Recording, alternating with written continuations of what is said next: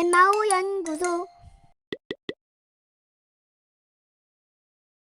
자, 계속 하고 있던 시리즈 계속 이어가겠습니다. 한국교회 트렌드 2025 오늘은 4장을 요약할 차례지요. 자, 4장의 제목 역시 영어예요. 영어인데 되게 단어가 어려워요. 오소프락시라는 단어고. 이게 보니까 합성어더라고요.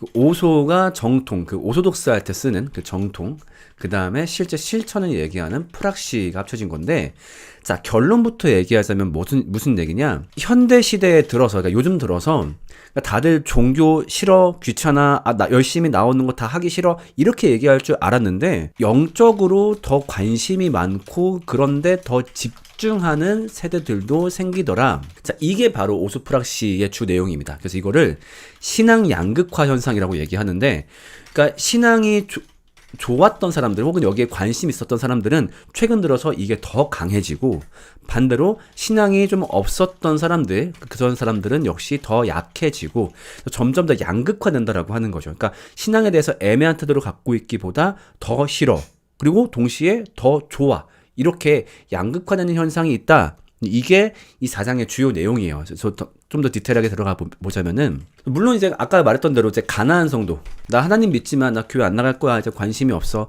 특히 코로나 이후로 이런 사람들이 많아진 것도 많은데, 동시에 이 반대로 신앙을 강하게 추구하는 사람들이 많이 생기더라. 그래서 미국 사회와 한국 사회를 모두 보여줬는데요. 그래서 미국 사회 같은 경우는 전체 교인은 줄어들었는데 복음주의권의 신앙 인구는 증가했대요. 사실 요거는 제가 어떤 미국의 교회의 어떤 시스템을 잘 몰라서 함부로 얘기하기가 좀 그렇긴 해요. 이건 내가 틀린 말이 있을 수 있어요. 이거는 그러니까 미국에서 막 복음주의라고 하기 어려운 교회들도 있거든요. 그러니까 예를 들면은 그냥 뭐 노는 교회, 아니면은 어떤 그냥 미디어적인 아니면 화려하기만 한 교회, 그런 교회가 아니라 어떤 본질적이고 성경의 가르침에 집중하는 그런 교회들, 여기는 오히려 인구가 늘었다라고 하는 거예요. 교인이 줄어들었는데. 자, 그러면서 또 미국 사회에서 어떤 강압적인 교회도 등장했더라. 보통 교회에서는 이제 젊은이들 막 꽉 붙잡아야 돼, 이렇게 하긴 좀 그러니까 에이 편하게 해, 편하게 해, 이럴 줄 알았었는데, 긴 설교, 그 다음에 강한 헌신을 요구하고, 심지어 예배 때 다 같이 무릎 꿇으세요, 막 이렇게 하는 교회들도 막 있더라. 그래서 이걸 이렇게 해석하는 거죠. 어떤 세속주의적인 물결 속에서 오히려 전통적인 양식을 추구하는, 좀 빡셈을 추구하는 신앙인들이 분명히 있더라. 미국 사회가 이런 것들이 나타나고 있고, 그 다음에 한국 사회도 여전히 등장하고 있더라. 그래서 어떤 교회 사례명들 이제 알려주셨었는데, 뭐 간단하게 얘기하자면 어떤 교회는 되게 영성, 그러니까 뜨거운 뭐 성령, 기도 막 이런 걸로 사람들을 모으는 교회, 그 다음에 어떤 뭐 뜨거운 기도로 모으는 교회, 그 다음에 어디 같은 경우는 하나님 나라 신학, 그러니까 명확한 신학으로 모으는 교회, 이런 식의 방법으로 젊은 세대를 모으는 교회가 등장했다라고 하는 거죠. 그러니까 우리가 흔히 알고 있는 다음 세대 사역 공식, 그러니까 뭐 미디어가 있어야 돼, 즐거워야 돼, 재미있어야 돼, 맛있는 걸 먹어야 돼, 이런 것에 집중하기보다도 이런 뭔가 되게 좀 전통적이고 오히려 빡센 거를 제시했는데 여기에 끌려하는 사람들이 많이 있더라라고 하는 거죠. 여러 가지를 이제 진단하시더라고요. 첫 번째로는 아마 사회에 불안이 있을 거다. 요즘에 사회가 얼마나 불안하냐, 뭐 신냉전 체제다. 이거 좀 신기한 거야. 내가 어렸을 때까지만 해도 그런 거지. 그러니까 미국과 소련의 어떤 냉전 시대가 끝났고 평화의 세대가 왔다라고 얘기했었는데, 이제 어느덧 이제 신냉전 체제라고 말을 하고, 그 다음에 어떤 모든 가치가 유동성이 심해지고 다문화가 되면서 어떤 문화의 혼재도 생기고, 그 다음에 AI가 되면서 내가 일자리에 남아있을까, 그 다음에 기후위기, 야 이거 인류가 100년은 버틸 수 있을까, 이런 사회 불안들도 있고, 또 무엇보다 굉장히 결정적이었던 코로나19.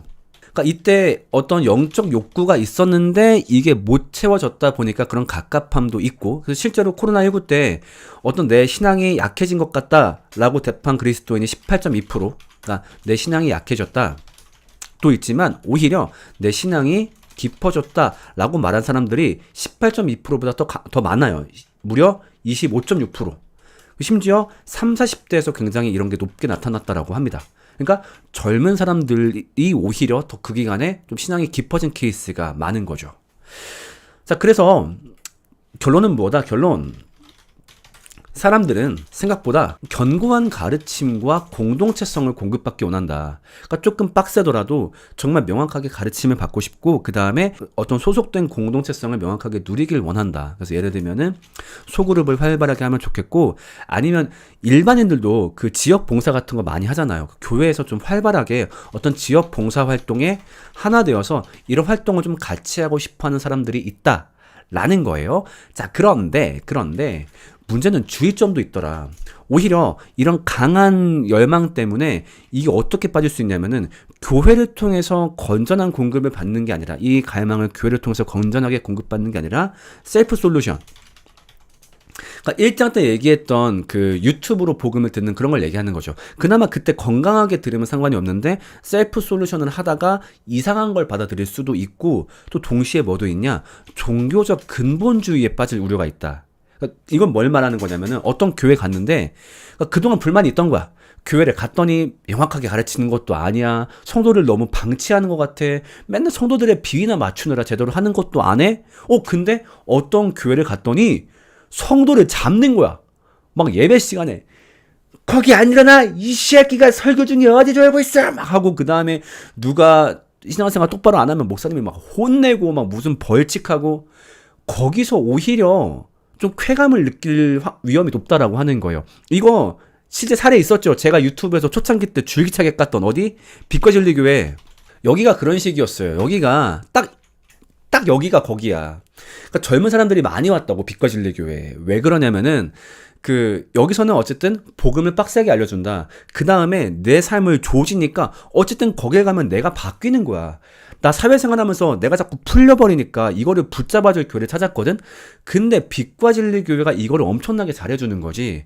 그러면서 이게 건강한 수준에만 머물면 좋겠는데 지나치게 권력화되고 지나치게 극단적인 어떤 행동까지 이어지는데 그거를 못 잡았던 것이. 그러니까 빛과 진리 교회가 아마 대표적인 예일 거예요. 때문에 이런 데 빠질 수도 있기 때문에 굉장히 주의를 해야 된다. 그래서 여기까지가 4장의 내용입니다. 이제 엠마오의 제 생각을 얘기해보자면은, 저도 늘 말하는 게 이거예요. 뭐냐면은, 청년들이 복음을 듣기 싫어한다, 이렇게 좀 말을 안 하면 좋겠어요. 왜냐면은, 물론 복음을 듣기 싫어하는 집단들이 있죠. 그런데 기본적으로 삶의 근본적인 문제에 대해서 관심을 안 갖는 사람은 없다는 거예요. 그러니까 복음 같은 경우는 결국 인간에 대해서 가장 궁극적인 질문을 던지는 거잖아요. 그러니까 종교는 최상위 단계의 인문학이라고 생각을 해요. 요즘 그 젊은 애들 보면은, 젊은 애들은 도파민 중독이야, 어떤 뭐 그런 본질적인 문제에 대해서 관심 없어, 이렇게 얘기하는데, 사실 요즘 젊은 애들 보면은 인문학이나 그런 기초과학 학문에 엄청 관심 많아요. 예를 들면 그런 거지. 셜록 현준 같은 채널 보면은 구독자가 130만 명이에요. 여기 보여요? 130만 명. 우리 물리학 교수님, 뭐 범준의 물리다, 이런 분이 구독자 18만 명. 그 다음에 안될과학. 그 다음에 요새 이런 뭐 슈카도 마찬가지고 궤도도 마찬가지고 어떤 지식이나 근원적인 질문을 던지는 것에 젊은이들 굉장히 관심 많아요.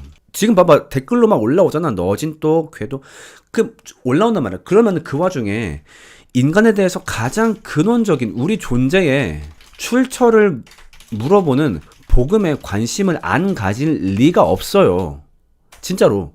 그렇다 보니까 애들 복음 안 듣는다, 소용없다, 그런 거 하면 안 된다, 이렇게 얘기하지 않으면 좋겠어. 자꾸 맨날 얘기하는 게 청년사역, 얘네는 그런 거 안 좋아하니까 미디어 있어야 돼, 화려한 음악 있어야 돼. 그래, 물론 이것 때문에 왔다 갔다 하는 사람들도 없진 않겠지. 근데 최소한도 복음은 안 돼, 그렇게 정하지 말자는 거야. 이단에 가장 많이 빠지는 세대가 언제냐면은 10대 후반부터 20대 중반이야. 그럼 얘네가 왜 빠지겠냐고. 거기 가면 놀아주고, 뭐 거기서 뭐 이렇게 맛있는 거 주고 하니까 처음엔 그것 때문에 가겠지. 근데 얘네가 거기서 2, 3년만 있어도 거기 교리를 흠뻑 배워갖고 나온단 말이야. 거기에 감화가 돼. 그러면 이단들도 하는데 우리는 왜 못하냐고. 이유는 하나지. 우리가 복음을 제대로 못 전하고 있나 보다. 이 생각을 해야 되는데 너무 적지 않은 분들이 세대를 탓해. 얘네 복음 안 들어. 세대가 악해서 그래. 우리가 반성해야죠. 젊은 애들이 인문학도 관심이 많아. 이단 종교도 잘 가. 근데 복음에는 잘 감화가 안 된다? 그러면은 우리가 뭔가를 잘 못 가르치나 보다. 우리가 쉽게 못하거나 우리가 합리적이지 않게 가르쳤거나 우리가 재미없게 가르쳤거나 그런 부분에 대해서 정말 빡세게 우리가 더 연구하고 공부하고 투자하고 돈을 쓰자. 맨날 다음 세대 사역할 때 아까 얘기했지만 뭐 LED, 악기, 그 다음에 뭐 인스타 계정 만들어서 챌린지하고 그래 이게 뭐 필요 없진 않겠지만 이걸 메인으로 가지 말자. 본질 집중해도 된다. 정말 본질 우리가 갖고 있는 복음에 자신감을 갖자. 이게 바로 4장을 읽으면서 느끼는 저의 생각입니다. 엠마오님, 복음을 너무 쉽게 인식하고 접하면 값싼 은혜로 치부될 수 있을 것 같은데 어떠신가요? 저는 그거랑은 무관하다고 생각 들어요. 잠시만요. 그러니까 복음을 쉽게 전달하는 거는 무슨 말이냐? 야, 이거 쉽게 그냥 들어. 이게 아니라 그게 얼마나 귀하고 값진 건지를 쉽게 전달하는 거죠. 야, 이거 뭐 듣고 싶으면 들어도 돼. 이런 건 아니기 때문에 네, 그걸 쉽게 전한다고 해서 이 복음에 대해서 값싸게 듣는다 그렇게 생각하지는 않거든요. 엠마 연구소